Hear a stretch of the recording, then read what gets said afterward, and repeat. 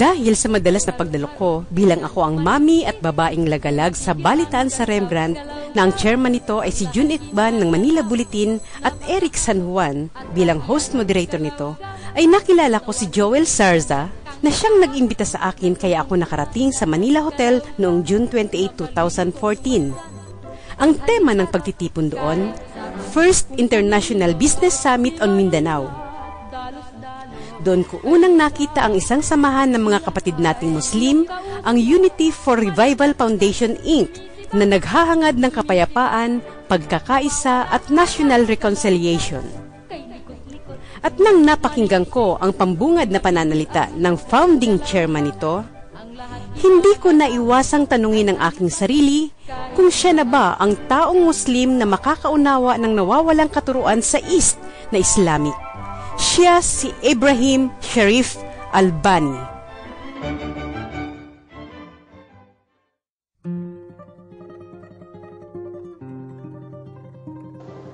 From 11th, 12th, 13th to 14th century, our ancestor before, we are united into one, regardless of religion, color, tribe, race, we are one. From 11th, 12th, 13th to 14th century, under the Maharlikan Empire, we are the richest country in the whole world in terms of natural resources. It was proven both Bible, Quran, science, and history. And it was also proven through the highest technology of China and America that the Mindanao is the richest country in the whole world in terms of natural resources.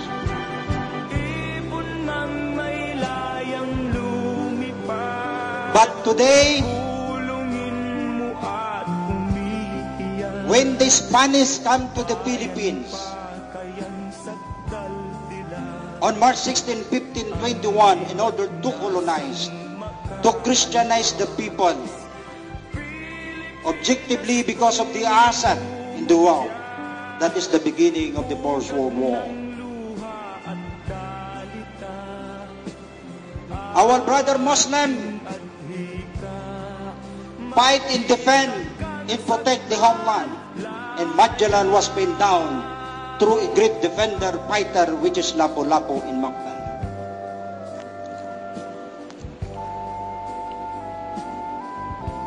Let me explain to you why we cannot solve the problem of Mindanao. Before the Malacanang, it was not in Luzon. It was in Ulusulu, which is in Maimbong, the palace. The set of our government before it was in Ulusulu, under Republic Act 5446, the territorial boundary of Sulu Archipelago, which is Asian country during the Majapahit Empire.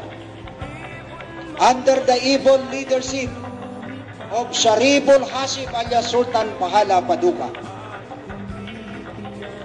In Mindanao, Sultan Kudarat. In Mactan, Lapu-Lapu.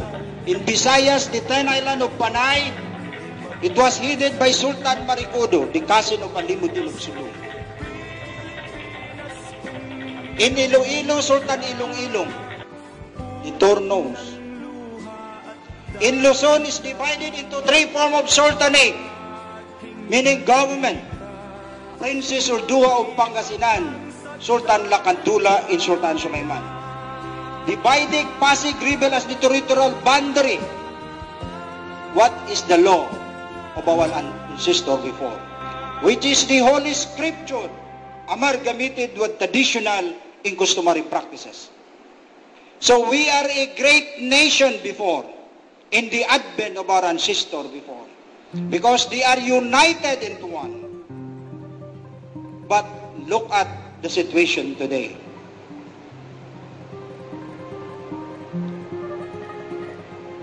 When the Spanish, the Japanese, the Chinese, under the evil leadership of Limahong that we have a bilateral trade agreement before.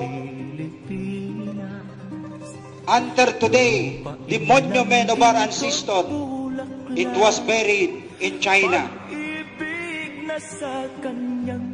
Meaning, the existence of the leadership of the Muslim before, not only in the Philippines, but in the whole Asian archipelago. The American come to the Philippines, establishing a divide and rule. Now we are disunited. The Filipino people today are disunited. The Mindanao Muslim, they are disunited because of the word tribalism. A lot of factionalism in Mindanao. There is a Menelep, there is a Mayalep, there's a lot of faction. It shows of disunification. The Christian also, more than 2,000 religion was registered in the Security and Exchange Commission. Meaning, it shows of disunification.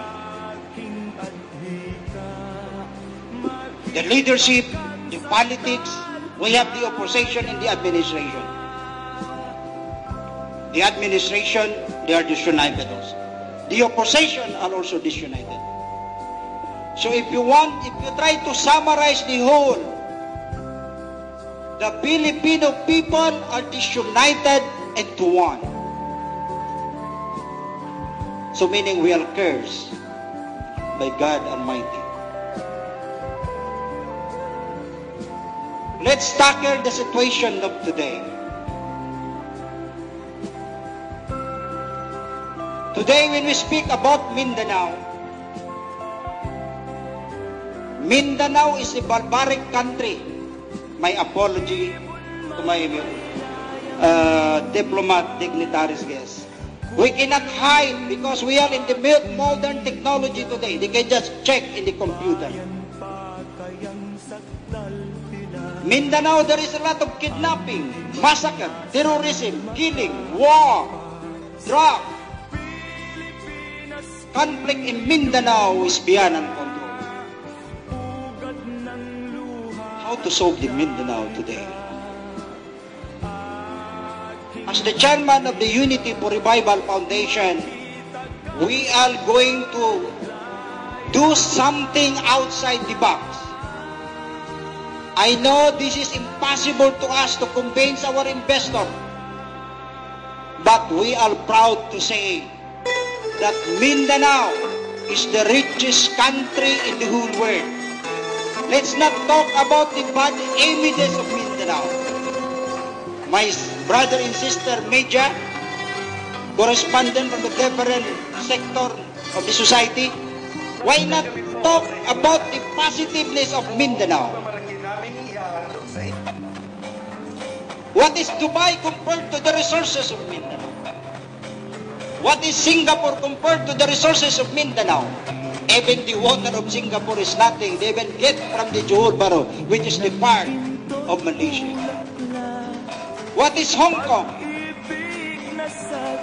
Brunei, Thailand, Indonesia, Malaysia, compared to the resources of the Philippines as a whole. The question is, why our brother Muslim, Christian, indigenous people sitting in the mountain of gold, Mindanao, but they are beggar?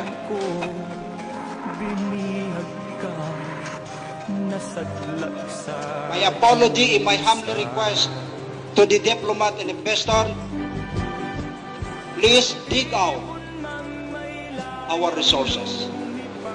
Whatever you want, you can find in Mindanao. The oil exploration of Mindanao, like the Liguasan Mars. Liguasan Mars could provide 50 million barrels a day. What is Dubai? How about the Sarangani Island? Could provide approximately 30 million barrels a day. Davao, in part of Cotabato, part of Sulu Sea, the Silibis Sea, the onshore oil exploration could sustain the whole Asia. why the Philippines very, very full.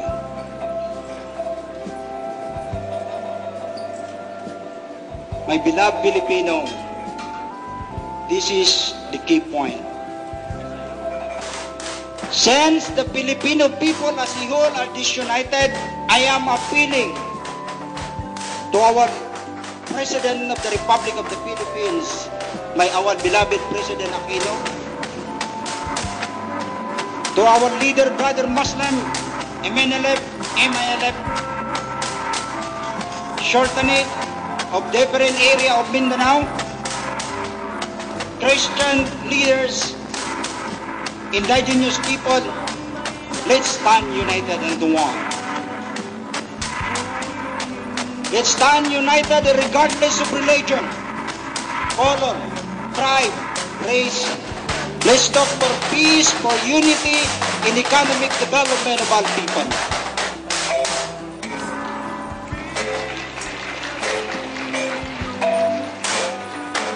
We have been in war since memorial.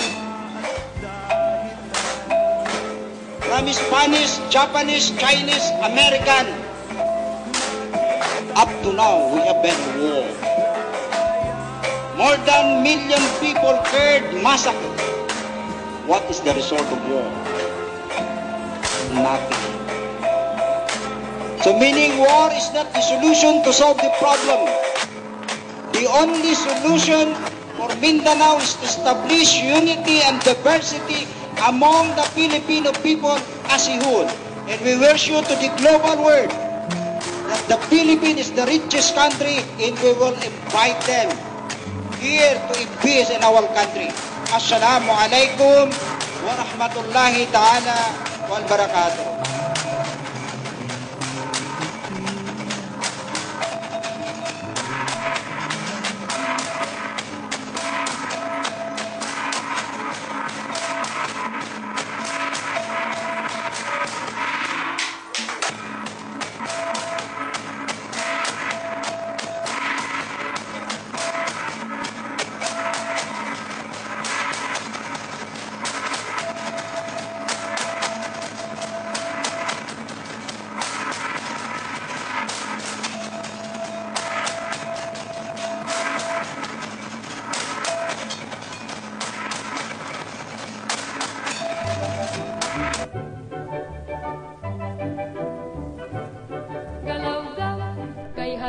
Makalipas ng isang taon, June 30, 2015, si Joel din ang nag-imbita sa akin sa Century Park Hotel dahil nandun daw si Dr. Eric San Juan at iba pang kasamahan sa media.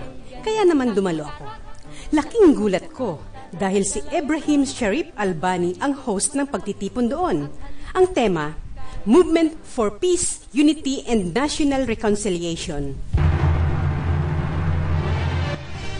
And the advent of our system because we are united in one. That God is us. And we are the richest country in the whole world. Mayaman po ang bansa natin noong unang. Sa panahon ng aking ninuno, we are the richest country because we are united in one. Regardless of religion, color, tribe, race, nagkakaisa ang bayan. In the world knows na ang Maharlika Empire ang pinakamayaman sa buong daigdig, di ba kita they're to fight together. Appointing Ferdinand Magellan. Ferdinand Magellan, he almost conquered half of the world. Establishing the Catholicism of Christianity.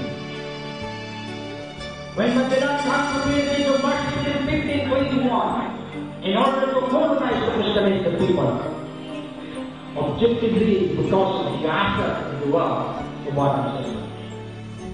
Sa kasamaang palad, Magellan was pinned down by a great Muslim fighter which is Lapu-Lapu. The Chinese come to the Philippines under the able leadership of Limahong because of our assets and resources. The Japanese come to the Philippines, our woman of the right race, our holy spiritual religion. Because the asset in the world of our system. The American comes to the Philippines establishing a divided rule policy. their objective because of the asset and the wrong of you, of our lives. Who fight, who protect, who defend, which is the Muslim world. Kung natin gulitain ang kasaysayan ng kahapon, nagkawatak-watak tayo lahat because of the intruders. Ano po ang ginawa nila? Under the Treaty of Bali, bininta ang bansang Pilipinas. Ang bansa natin only $20 million US dollars of America. Without ever consulting, knowing the legitimate owner, it is certainly absolutely no money. Sumit lang po ang digmaan. Pagsidlak ng digmaan, nagkaroon tayong marunong constitution of Commonwealth government. From Commonwealth government up to makapagal that the Philippines was declared under the Christian country in the past. They never recognized the Muslim. May kasabihan, ang sino man ang hindi marunong lumiyon sa Pilipinas, hindi makakarating sa Panginoon. Ano po ang dapat natin gawin ngayon? Itong bansang Pilipinas was been establishing almost 400 years. We are united before. Hanggang ngayon, di pa natin nasusulba ang problema. The government behind the country in misunderstanding between CCP and NPA. Almost 43 years of problems. We have also tension between the government of National Liberation Fund, headed by Norm Missouri, the chairman of the Moro National Liberation Fund. In spite of the tribal agreement in Libya in 1976, I will explain what is the wisdom of the tribal agreement in 1976. We salute the Marcos, President Marcos, gave him the way na mapag-usapan na tinatawag ng tribal agreement. Tribal agreement to balance the point, the situation. Then, the Marcos Constitution of Tumanapagal that the Philippines was declared as a Christian country in the Palestine. The wisdom of tribal agreement recognizing that the Philippines is not only for the Christian country in the Palestine, it is also for the Muslim country in the Palestine. So there is already an international recognition, both Muslim and Christian. I have to salute the Moro National Liberation Fund, the MILF, mga Muslim, lalong-lalo ng mahal natin President Ferdinand Marcos. And we have a big problem. The greatest conflict now because of the so-called Bangsamoro Basic Law. Gusto natin alamin na si Muslim. I am for the aspiration of the Bangsamoro Basic Law. Because the Bangsamoro Basic Law, the BBL, yan ang hangad ng lahat ng mga Muslim, mga Christian, mga indigenous people sa lahat ng entire Mindanao. Alamin natin kung ano ang kakulangan ng Bangsamoro Basic Law. Ano ang kakulangan nito? We have the four stakeholders in Mindanao. For the stakeholders of Mindanao na kailangan isusultan natin. The legitimate order that we have the sovereign right, which is certainly absolute, we don't believe. Certainly absolute, deciding trading with China, with America, with Korea, with Japan, meaning they have existed sovereign right, government. The mother organization, the Moro Tribe, which is the Moro National Liberation Fund, this is the order of Mindanao. The Christian brother, the indigenous brother, they have the origin of their country. Pero, hindi nakasama sa Pilipinas. Mga mahal kong magulang, mga kapatid, ito po ang salaysay natin. Sana, we have to appeal to the national government. We have to include the life. Kung talaga gusto natin magkaroon ng tinatawag na tunay na kapayapaan ng iyong bayan, we have to accommodate and include everybody. Both Christian, the Sortani, the Emmanuel, the indigenous people. Tingnan nyo anong nangyari na hindi natin in-load sila. The shortening of Solon, we don't want to fight against the government. The shortening of Solon, we don't want to fight to their own brother Muslims. Nang hindi sila sinusulta, they attack militia, they attack Salah. More than 1,000 Muslims namatay because of this understanding. Nang hindi sinusulta ako na sila sa Solon Subhan, there is siege of Zamboanga City, more than 1,000 military Muslims, immediately namatay. Nakikita natin ang kabuluhan sa ating ng bayan. Why we attack the national government? The opposition attacking the national government. The administration also attacking the opposition. Tayo naman dito, we will attack both parties. Hanggang kailan tayo mag-aatakan? We are already behind. In the idea of President Marcos, we are the number 2 in terms of the countries about what is China? Nothing. What is Korea? Japan? Nothing. We are zero balance today. Because there is the greediness, yung ego. Yan po natin ito. Yung nangyayari noon, this is the effect. Ito na tinatawag na cause and effect. Bakit hindi natin pag-usapan kung ano ang nilalaman natin ng bayan? Our country, we are the richest country in the whole world in terms of natural resources. Pag-usapan natin ang kayamanan natin. I have been traveling around the world. Nakikita ko ang comparison kung ano ang nangyayari. Bilang isang Pilipino, ano po ang gagawin natin? Gisingin natin ating puso at isipan. Our country has a multi-purpose problem.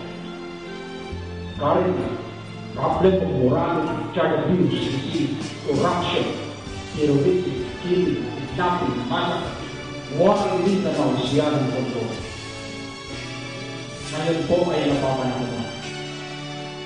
Let's stand united. Regardless of religion, color, tribe. Because God says, unity is power. Unity is command. Unity is treasure. Once the Filipino people are united in one, they treasure will run after us. And we can restore the lost glory of our country. So para sa akin,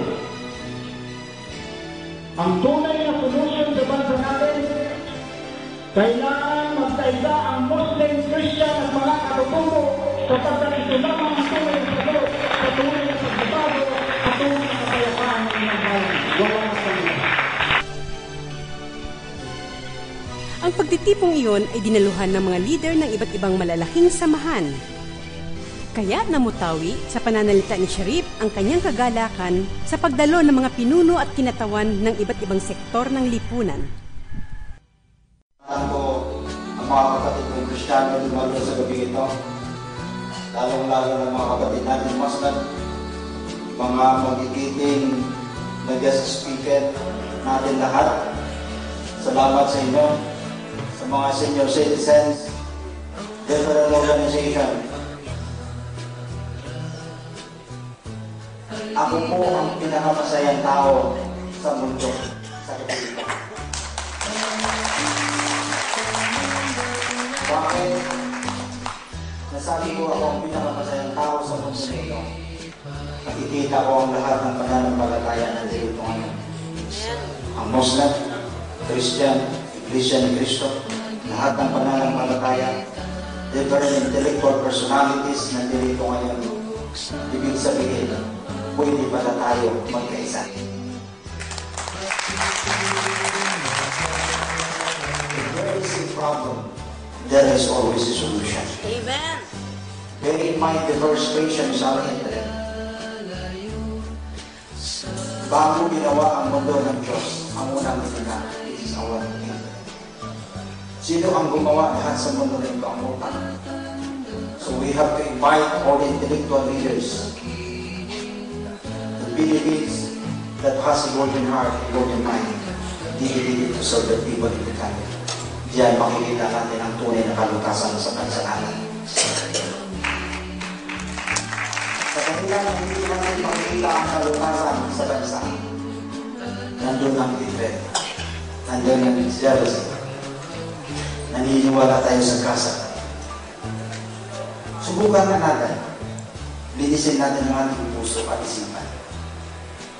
Ialis natin yung tinatawag na hatred. Itanim natin ang pagmamahal sa puso at isipan. Bawat isa sa atin ay naniniwala na iisa lang ang Diyos. Whether you are a Christian, whether you are a Muslim. Because, as the Holy Quran says, ito Muslim, ito Christian. Ito Christian, ito Muslim. So there is no reason why na ang Muslim, Christian, government na hindi tayo magkaisa. What is Christian? We have to define what is Christian. The word Christian to the Gregorian language is Christos, Christ, the chosen one, napili ng Diyos. Ang tunay ng Kristiyano, siya ay maawain, matulungan, mapagmahal.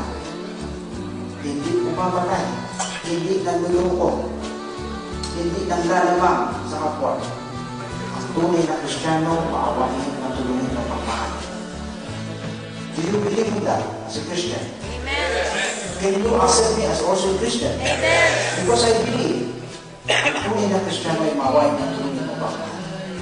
And I will explain to you what is Muslim. The word Muslim is only an Arabic language, meaning believers within one true God. Naniniwala niya sa Diyos. Ang tunay na Muslim na maawain at tunay na pagmahal, hindi akusaya, hindi terrorist, hindi kidnapper, hindi namamatay ng tao, hindi ang bulong. Hindi wala na Muslim na maawain. So the word Christian and Muslim, it was only uttering in the different language, but the vision, the concept, the wisdom, it is enough.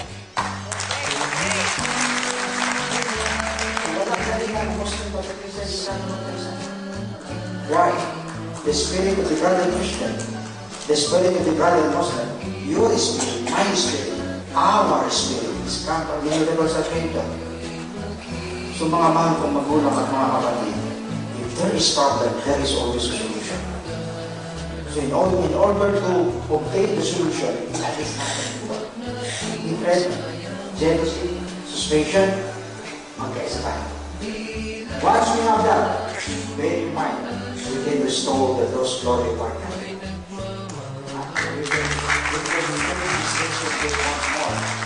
So ulitin ko, maraming salamat sa inyong lahat. Bago kayo babalik, huwag niyong kalimutan, ang tunay na Muslim ay tunay na Kristiyano. Magkaisa tayo, magmahalan, ang Muslim, Christian at mga katutubo, yan lamang ang tunay na sagot sa tunay na pagbabago. Wala na po nila. Maraming salamat.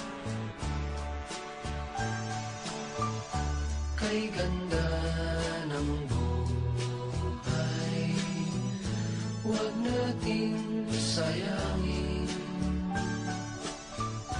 Di lang natin alam. Makaraan ng isang buwan, July 31, 2015, si Joel Sarzauli ang naging daan ni Ibrahim Sharif Albani patungong balitaan sa Rembrandt. Hindi ko nasaksihan ang pagkikita ni Dr. Eric San Juan at ni Sharif dahil kinukunan ko ang Maritime Forum on West Philippine Sea sa Ames College sa Pasay City.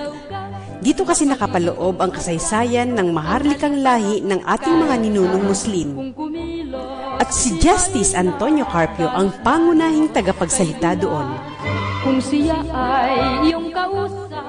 Kinabukasan, August 1, 2015, sa forum ng Movement for National Salvation ni Ray Kabuwatan na ginanap sa Aberdeen Court sa Quezon Ab, isa si Sharif sa mga nagsalita doon dahil ang orihinal niyang kapartido ay ang mga Marcos ng KBL. Sa ikatlong pagkakataon, nakita ko ng personal si Sharif Ibrahim Albani. Taglay pa din sa aking kaisipan ang tanong na siya na ba ang kapatid kong Muslim na titindig sa inalis na katuruan sa gitna? Sa forum na iyon, nagbahagi din ako ng aking nasaksihan sa mock election na ginanap sa Bacoor, Cavite, June 27, 2015 na uploaded na sa YouTube.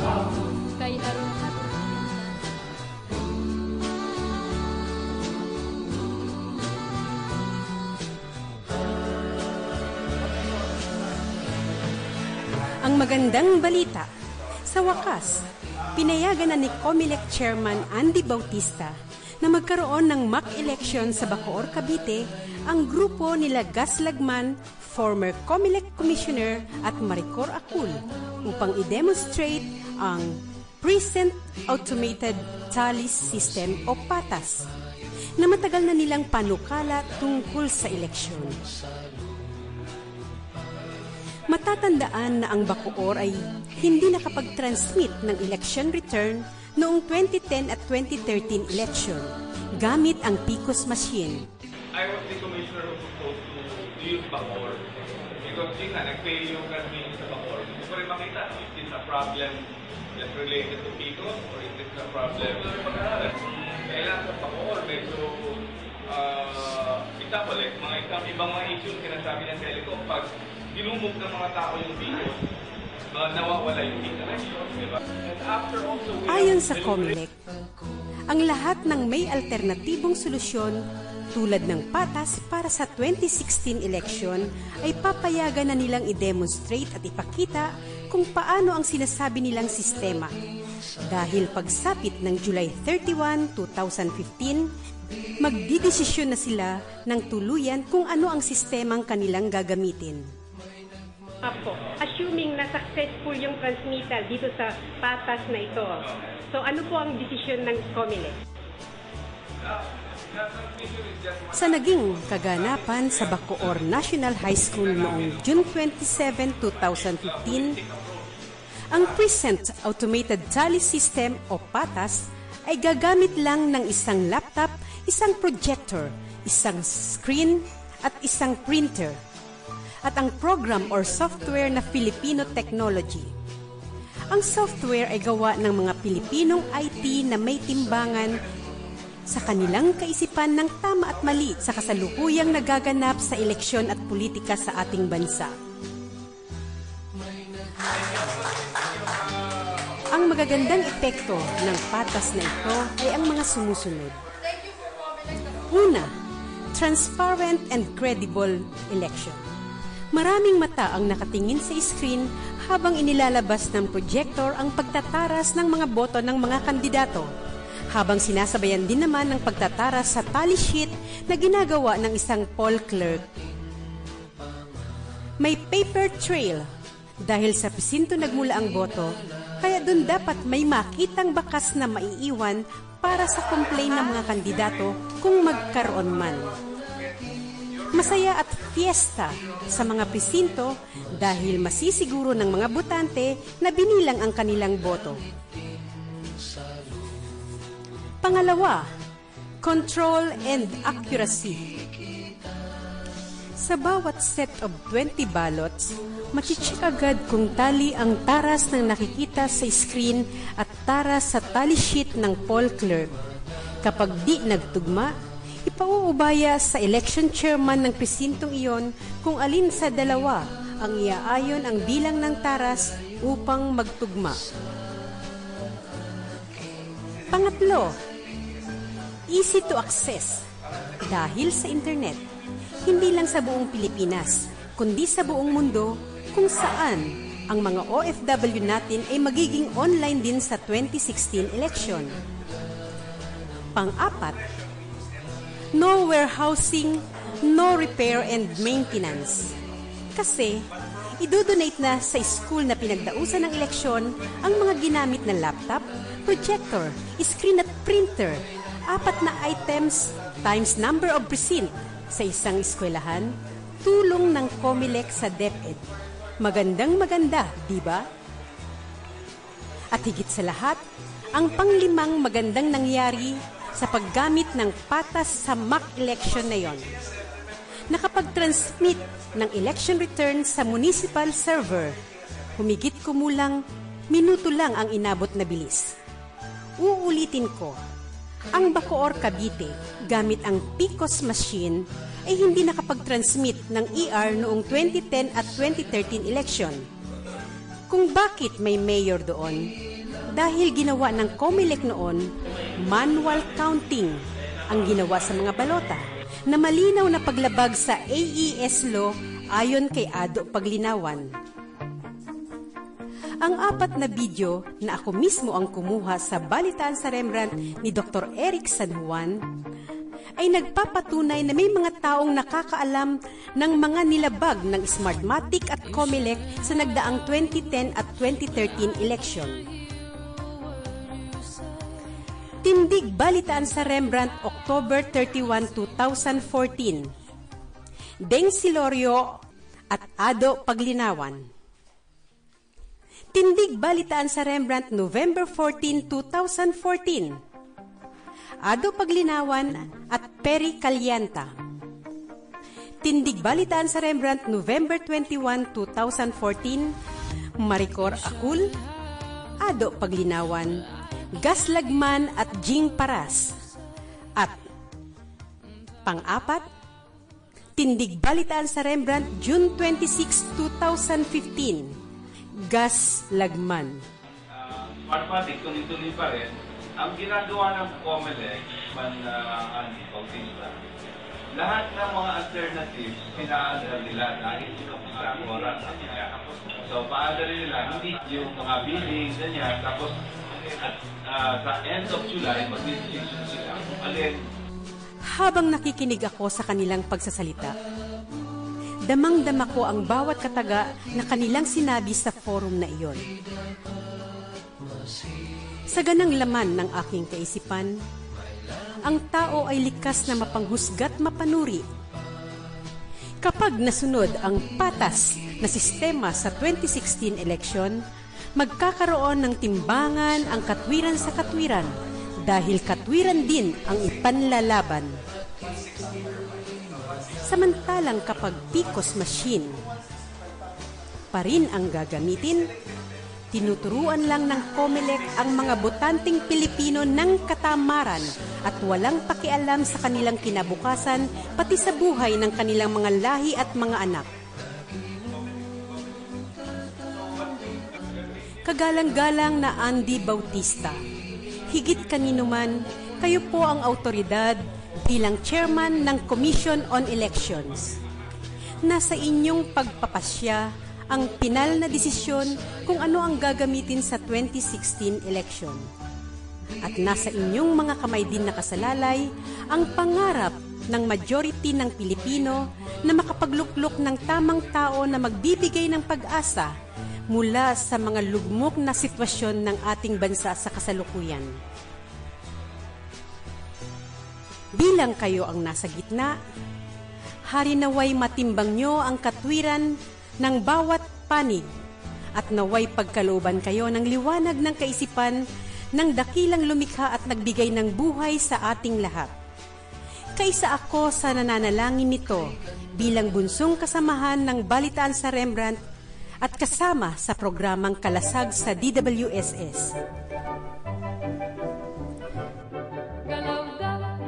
Harot-harot tingnan, maliksi, di mapigil ang gaslaw. Galaw-gaw, ang lahat ginagalaw, napakaharot at pati. Ako po si Mayet Robles, ang mami at babaeng lagalag, ang naghahatid sa inyo sa buong mundo ng tunay na balita.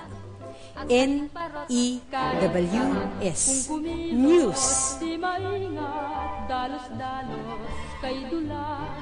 Kung siya ay iyong kausap, malingat-gat, sumisibat, nawawala agad, galaw-gaw, kay likot-likot tingnan, maliksi, di mapigil ang gaslaw, galaw-gaw, ang lahat ginagalaw, at halipat.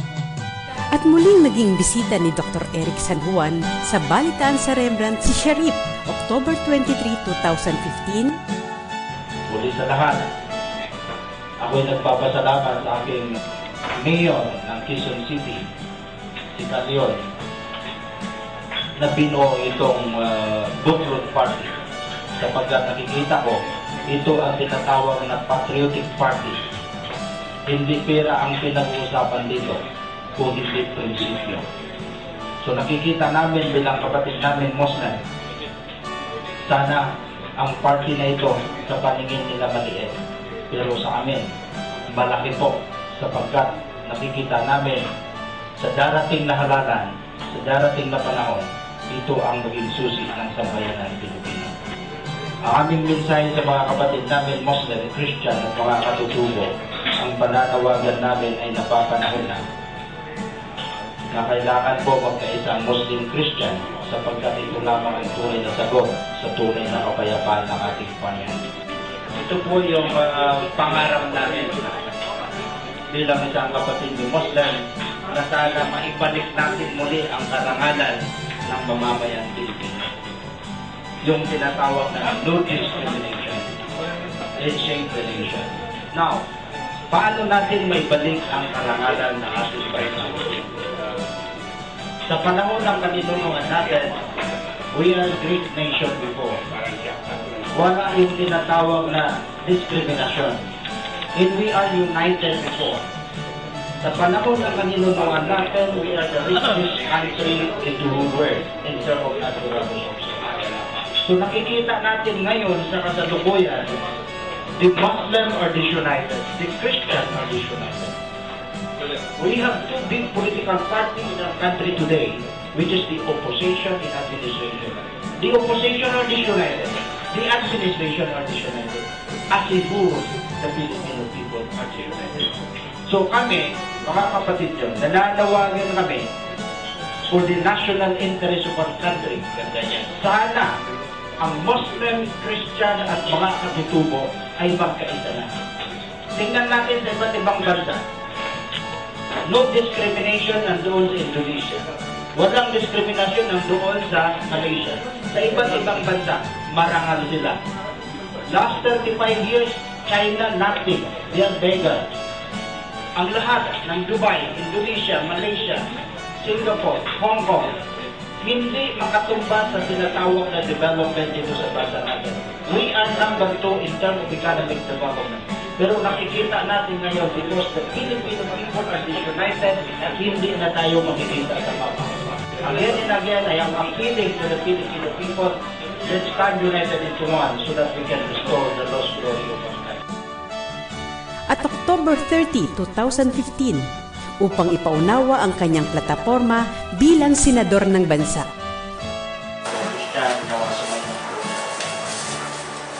Ang para sa akin po, bigyan natin ng pagkakataon ang government na maghusga kung sino ba ang nararapat. So, bilang isang nakatanggap ng sulat galing sa kanila, I have to prove myself that I am capable to run on this coming 2016. Because we are under a democratic country. Ano ba ang rason? Bakit ako gagawin nila ng isang country?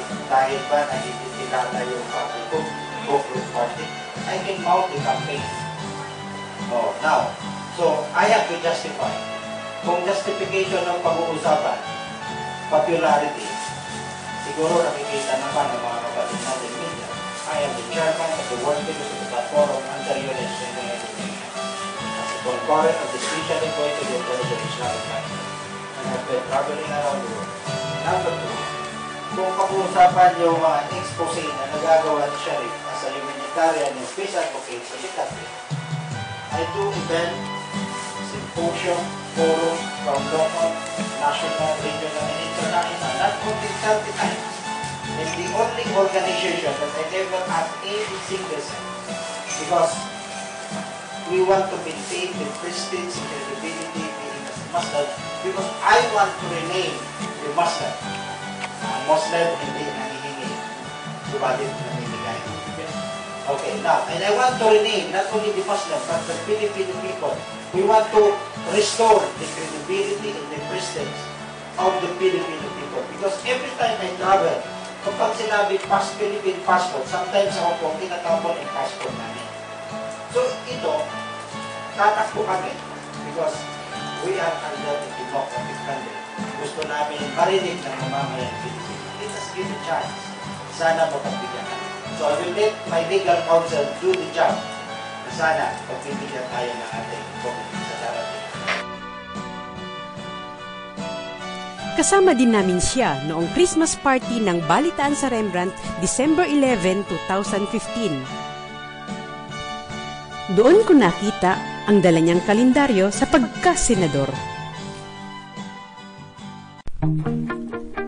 Sa Liga ng mga Broadcaster Forum nila kay Gonzalo Presidente at Mike Abe, chairman nito, nakita ko si Senator Ibrahim Sharif Albani na sumigaw ng uha.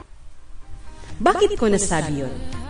Dahil nasaksihan ko na bago matapos ang huling forum ng taong 2015, Omega, at pagpasok ng bagong taon 2016, Alpha, si Ibrahim Sharif Albani ang buhay na umalingaw-ngaw sa Hotel Rembrandt.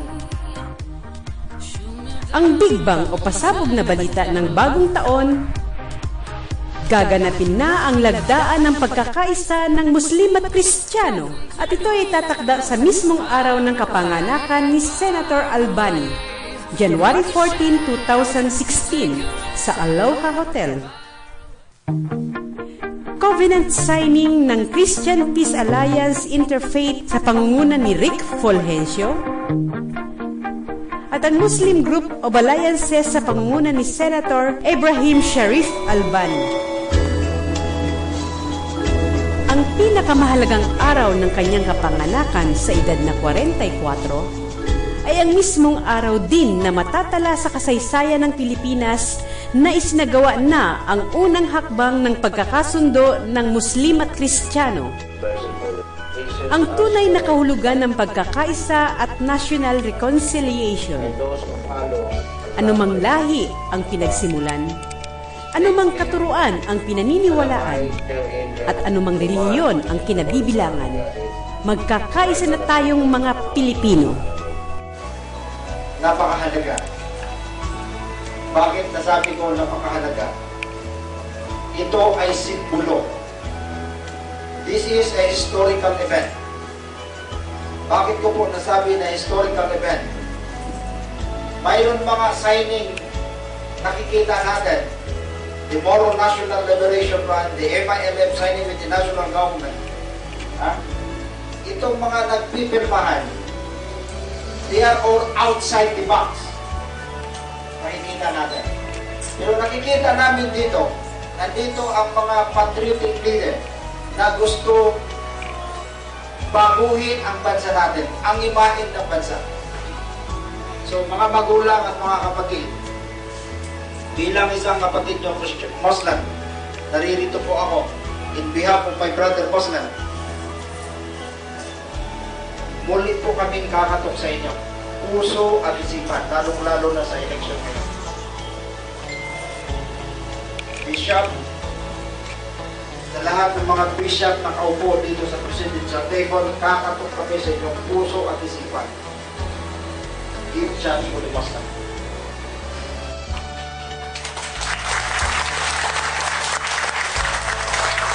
Kahit po ano pa ang gagawin namin, kaming mga kapatid ng Muslim sa Mindanao, sa buong Pilipinas, kapag pag-uusapan ang national election, wala po kaming makagahan. Aaminin namin ang katotohanan. Because there is so-called majority minority. We are the minority. Pero, naniniwala ang bawat isa sa atin. There is no so-called minority and majority. We are all equal to the eyes of God. So, nanawagan kami, kakatok kami.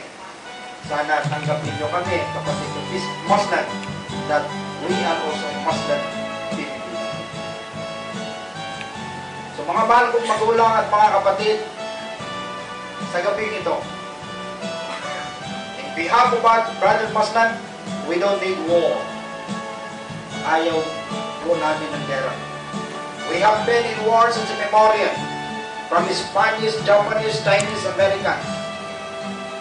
Nakikita namin sa Muslim, especially in Sulu, in Maguindanao, alam po ninyo lahat, we never surrender.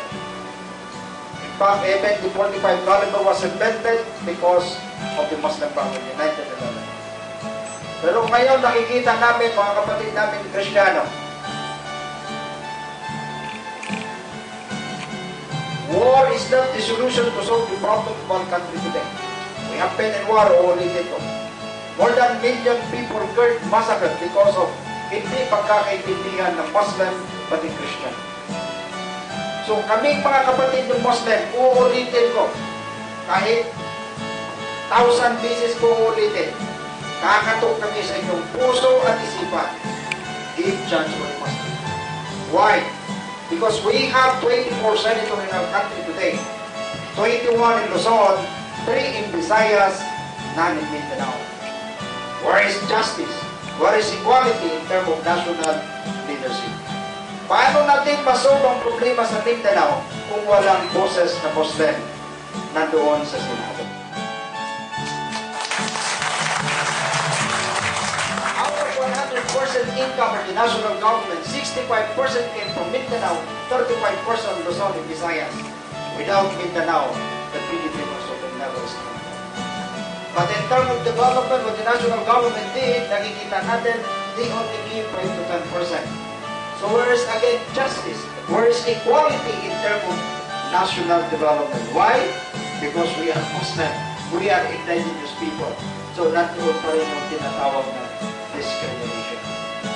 So ito po, mga kapatid namin Kristiyano, ito po yung battle cry namin sa Mindanao. Sana, ngayon napapanahon. Alam ko po, sa bawat leader dito, makikita natin bishop, leader from barangay o iba't ibang sector, we have our own personal vested interest. Pero, I am appealing sa inyong lahat. I-set aside muna natin ang personal vested interest natin.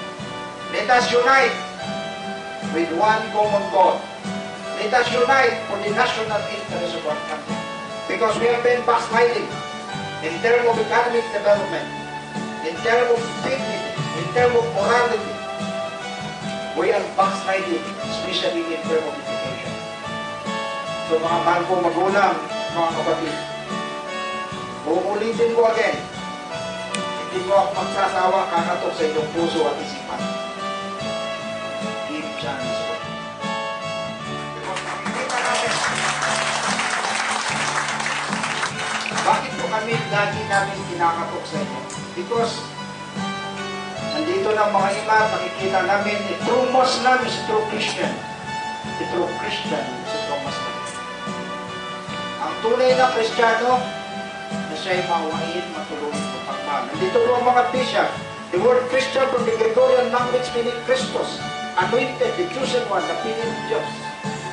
Na siya'y mawain, matulungin o pagmahal. Sumunod sa kautusan ni si Kristo. Hindi siya nang luloko, hindi siya ulapit sa bangko, hindi siya ulapit sa taxi. Ang tunay na Kristiyano, maawain, matulungin ko. And the word Muslim, as a Muslim, it is an Arabic language meaning believers with one true God, naniniwala ng isang Diyos. Ang tunay na Muslim, hindi po abusaya, hindi po terrorist, hindi po kidnapper, hindi pumapatay ng tao, hindi nagmamasakit. Ang Muslim hindi DVD. Ang Muslim ay siya'y maawain, matulungin at mapagmahal. The word Muslim and Christian, it was only uttering in a different language. But the vision, the concept, the wisdom is a lakon.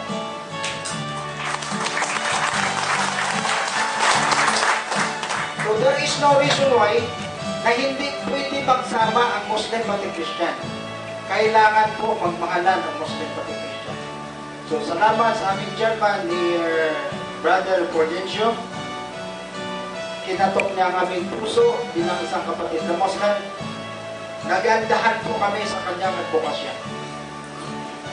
In behalf of the Muslim, nandito po ang Muslim lahat.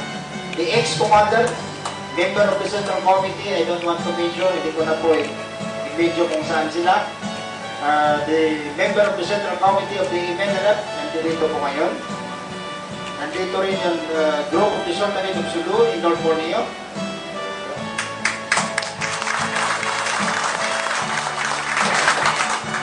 So, bago ko po tapusin ito, mga mahal kong kapatid at mga magulang.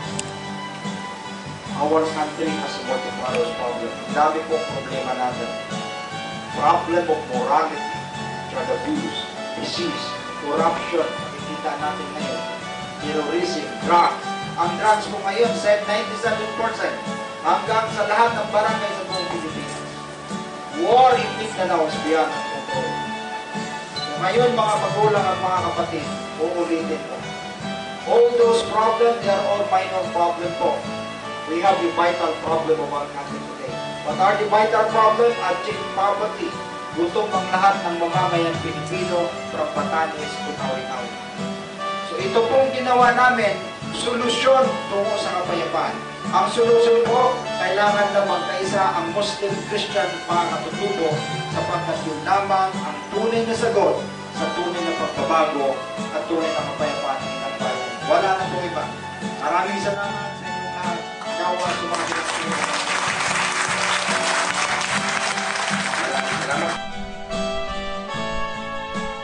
Subalit may katanungan sa slogan ng Peace, Unity at National Reconciliation.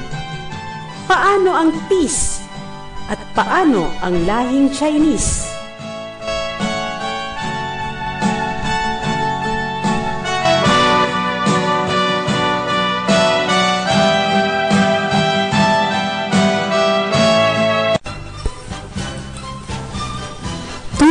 Walang perpekto sa mundong ito. Dahil yan ang ibig sabihin, kaya lahat tayong mga tao ay sumigaw ng uha. Sa simula, alpha hanggang omega, katapusan, laging may kulang, laging may kailangang hanapin. Kaya nga may imam at rabay sa ating buhay. Matagal na nilang ibinaba ang katuruan ng gitna, kung saan naroroon nakapaloob ang proseso ng buhay, na may simula, alpha, hanggang omega, katapusan, upang magliwanag ang kaisipan ng mga taong nilikha nila na kanilang kawangis. At pag maliwanag na ang kaisipan, susunod na ang kapayapaan. Kaya, tama ang lahat ng tinura ng ating kapatid na Muslim. At dapat na nating ugatin ang tunay na pinagsimulan ng ating lahi sa luntiang pulong ito. Ibrahim Sharif Albani, ikaw na nga ang isa sa mga taong binigyan ng liwanag ng kaisipan sa katuruan ng Islam. Mabuhay ka, Senador! Ako po si Mami Yet Robles, ang mami at babaeng lagalag. At ito ang aking balita para sa kaalaman ng buong Pilipinas hanggang sa buong mundo at buong universo.